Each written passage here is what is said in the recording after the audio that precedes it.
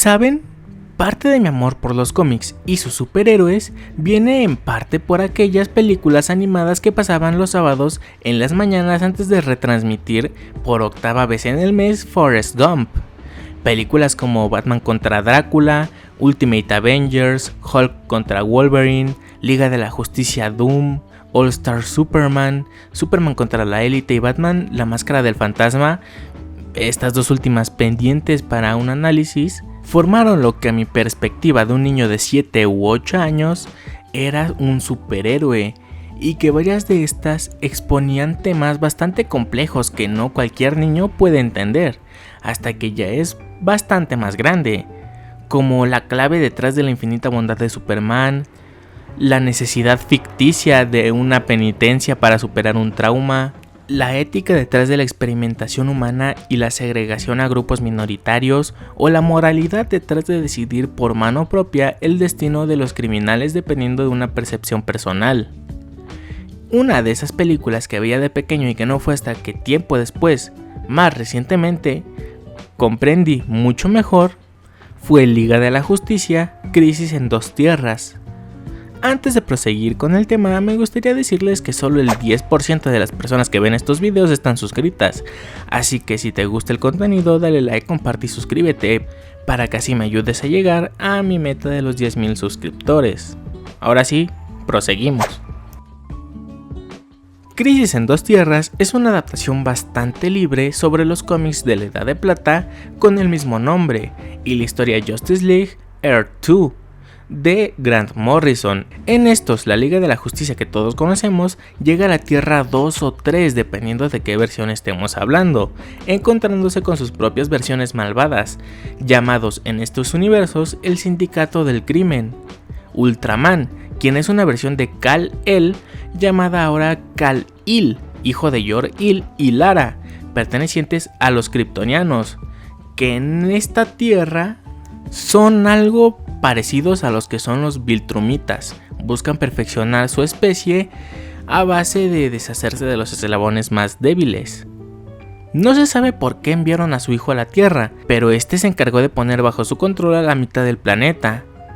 Algo particular de este Ultraman es que la kriptonita normal no lo debilita, en vez de esto potencia sus habilidades. Su otro origen era ser el astronauta Clark Kent, quien murió cuando su nave implosionó en el hiperespacio, y fue revivido por una raza extraterrestre desconocida, cuyo proceso también perjudicó su mente, recibiendo superpoderes pero volviéndolo malvado. Superwoman, la cual su primera versión era una amazona llamada Alexandra, con poderes similares a los de Wonder Woman, solo que malvada. Y su segunda versión es Lois Lane, pero con superpoderes, aunque nadie sabe cómo obtuvo estos. Power Ring, la versión malvada del anillo de Linterna Verde, donde el anillo toma la voluntad del portador para controlar su cuerpo. No es muy complejo. Johnny Quick, un criminal de poca monta que robó la fórmula de la V9 o velocidad 9, que le da la capacidad de correr a una velocidad similar a la de Flash, a cambio de desarrollar una adicción a esta.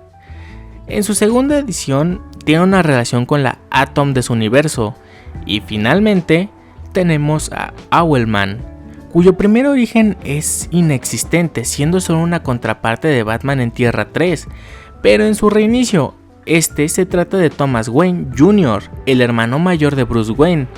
En esta versión, quienes murieron en el Callejón del Crimen fueron Martha y Bruce, mientras Thomas Jr. crecería para convertirse en la mente criminal Owlman. En el futuro se revelaría que fue Thomas Wayne Jr. y su Alfred quienes organizaron este golpe para quedarse con toda la fortuna de la casa. Y siendo Owlman, se aliaría con los jefes de la mafia James Gordon y Lucius Fox.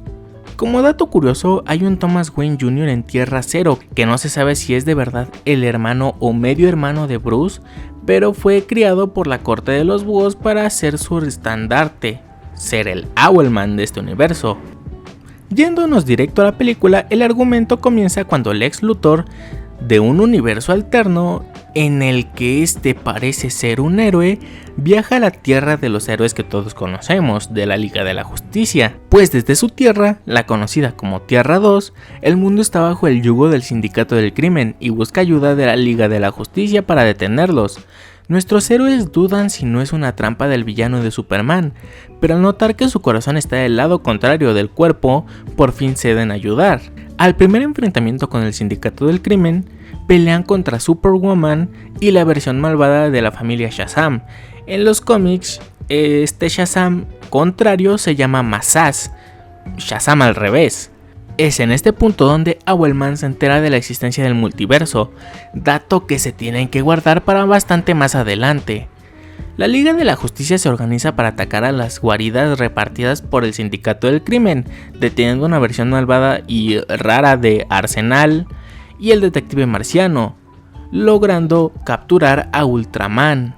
Acciones que no pasan desapercibidas por el presidente Slade Wilson, quien actuando por miedo libera al Sindicato del Crimen. Cosa bastante comprensible cuando la Liga de la Justicia regresa a su universo, solo quedará Lex Luthor como protector de la Tierra, y estos locos se van a poder salir de la prisión cuando quieran. La Liga de la Justicia no se rinde y encuentra la base de operaciones del sindicato, descubriendo el plan de Owlman, que es viajar al primer universo en existir para destruir su tierra destruyendo todas las demás, incluyendo la Tierra 3, cosa de la que el sindicato cae en cuenta demasiado tarde, uniendo sus fuerzas con la Liga de la Justicia. Envían a Batman tras Owlman y estos comienzan un combate. En esta pelea ambos se complementan una frase. Ambos miramos dentro del abismo. Pero cuando él nos miró, tú pestañaste. Este va a ser el último dato que les voy a pedir que se guarden. Batman logra vencer a Owlman y enviarlo a otro universo con una tierra ya destruida, regresando a la Tierra 2. Por cierto, se me olvidó mencionar que Owlman había robado la máquina del viaje multiversal del Lex Luthor, así que Batman tendría que viajar usando un portal generado por la vibración del cuerpo de Johnny Quick, quien moriría al dejar de vibrar. De hecho, esta versión de Batman es algo perturbadora. Al parecer no tiene reparos en desvivir personas como a Johnny Quick o el mismo Owlman. Pero, regresando al tema, todos estos puntos clave dentro de la historia de la película y del personaje de Owlman nos llevan a un solo tema, el nihilismo, popularizado por Friedrich Nietzsche. Pero leer a este cabrón y su proposición acerca del nihilismo es muy complicado, pues a través de los años de las publicaciones de este hombre, sus ideas eran contradecidas, refutadas o apoyadas por sus propias ideas. Así que pues vamos a intentar simplificar todo. Y creo que está de más explicar que este no es un canal de divulgación filosófica, y si estás buscando estudiar para un examen, no hay nada mejor que sacar tus libros. Tomen esto como mero entretenimiento. La palabra nihilismo viene del latín nihil, que significa nada.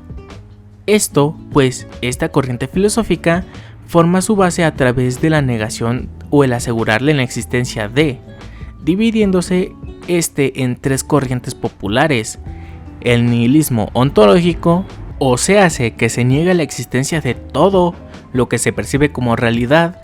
Conjuntándolo en una sola frase, nada es real por sí solo.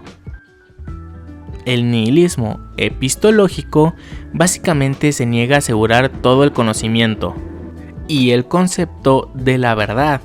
En cierto grado podremos decir que una persona atea llega a un concepto similar al negar la posible existencia de una o varias deidades, aunque se relacionaría más con el agnosticismo.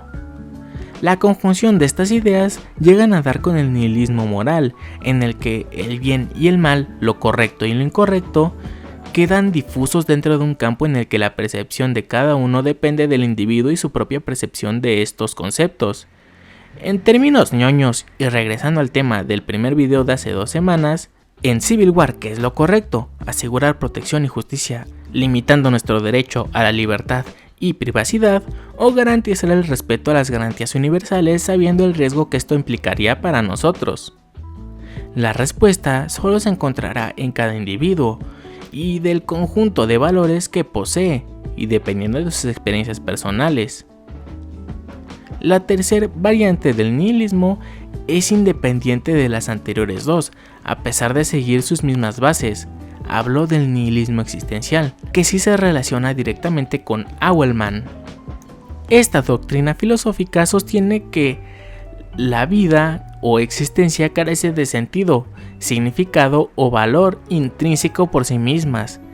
Cuando Auelman descubre la existencia del multiverso, el villano cae dentro del nihilismo existencial, pues no tiene ni sentido ni valor ser el hombre más temido de la Tierra, ni el más poderoso, ni el más rico, porque de cualquier forma hay una versión suya en las infinitas tierras del multiverso que no lo es.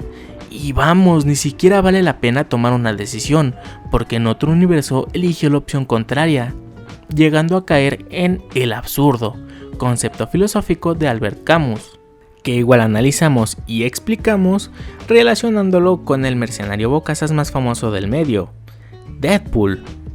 Al igual que con la proposición de Camus, para un nihilista hay tres caminos para poder sobrellevar una existencia sin sentido y sin valor.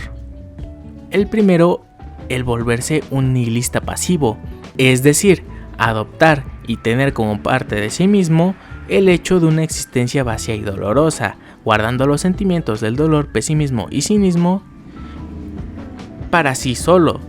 Si están buscando un ejemplo, el personaje de Rick de la serie Rick y Morty es, al menos en sus primeras temporadas, un gran ejemplo de esta, autosaboteándose y castigándose a sí mismo con el recuerdo de su esposa fallecida, viviendo alcoholizado todo el tiempo como una forma de amortiguar su existencia e intentando convencer a su nieto, la única persona que lo sigue sin importar qué, de adoptar su misma visión de la vida. En segundo está el llamado nihilismo hedonista, aquel que al percibir la falta de sentido de su propia existencia y el mundo alrededor, decide lanzarse de lleno a aquello que para su propia percepción le provoque placer bajo una premisa similar a la de si no existe un para qué de realizar algo, entonces todo lo que sea divertido debería estar permitido. Y de una forma muy extrema tenemos como ejemplo al Joker, alguien que dentro del nihilismo está tan consciente de la propia falta de sentido de la existencia que es capaz de realizar cualquier acción que le parezca divertida. Algunos dicen que el payaso tal vez tenga un tipo de hiperconciencia que le permite esta desconexión de los valores universales impuestos por una moral. El personaje de Auelman llega a entrar en el tercer camino del nihilismo, el nihilista activo, alguien que al estar consciente de la falta de sentido de su existencia busca una forma activa de rellenar este vacío. En el caso de Auelman, al destruir todo el multiverso, busca reencontrar este sentido de individualidad que perdió.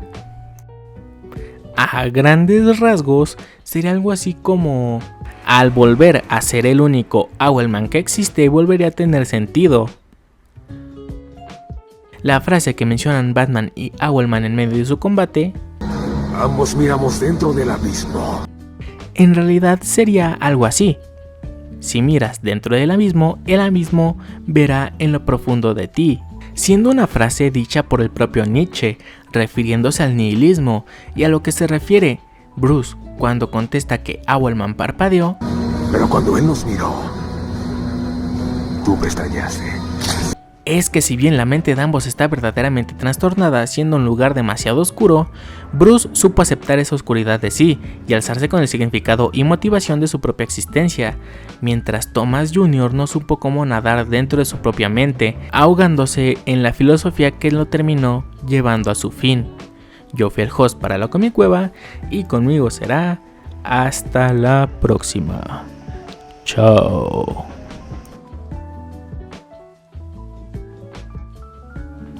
¡Ey! No te vayas todavía. Si te gustó el video, dale like, comparte y suscríbete para que se me ayudes a llegar a mi meta de los 10,000 suscriptores. Te lo agradecería muchísimo. Ahora sí, me voy.